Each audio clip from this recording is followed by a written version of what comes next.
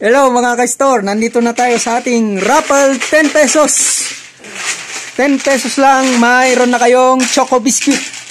1 to 10 lang. Pasali na kayo sa free biscuit. Round 154. Yon, si Sir Ronnie ngayon ang bubunot. 3 coffee ang maswerte. Atomic coffee. Favorite ng matatanda.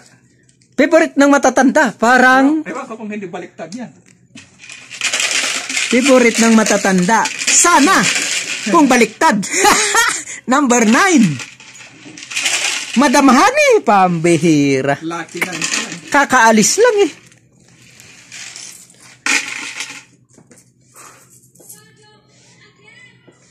Ay, may isang company na ganito. Company na number 1. Yung uno. Naku. Si Brother Jerry, na psychic talaga niya. Baka number 2 ang susunod. Ay, ito na yung favorite na sinasabi ko. Number 6. Si Brother Romeo. Favorite na pala yun eh. Congratulations sa mga winners ng free coffee. Next raffle. Ay, coffee pala yun. Ay, okay. Nakapasok ako. Next raffle, free biscuit.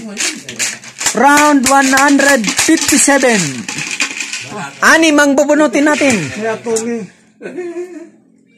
Ito yung favorite na numero ko. Pero hindi gusto ng mga estudyante.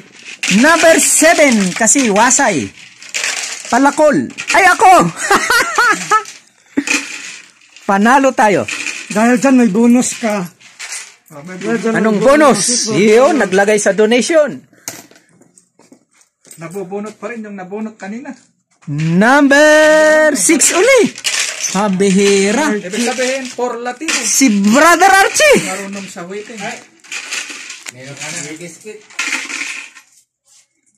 Aho. Numero 10. Number 10. Si Brother Jerry uli. Na-psychic talaga niyang nanalo na tong mga numero na to. Buti nakapasok. Ito yung pinakamalakas na numero. 1. Number 3. Pag sinabi mong 1, 2, 3. Si Brother Ray. Naku, si Santa Claus. Isa rin ito. Dalawa na lang. Oh, favorite ni Ma'am Merna. Ma'am Merna. Mayroong ganito na TV station. Voltes 5. Number 5, si Brother James. Ang pinakahuli, the symbol of infinity. Wala na. Infinity, number 8. Number 8, Brother Jerry, na psychic niya uli. Ayun, pwede nating paghatian. Dalawa. Yes, dalawa. Congratulations sa mga winners ng free biscuit. Lista na.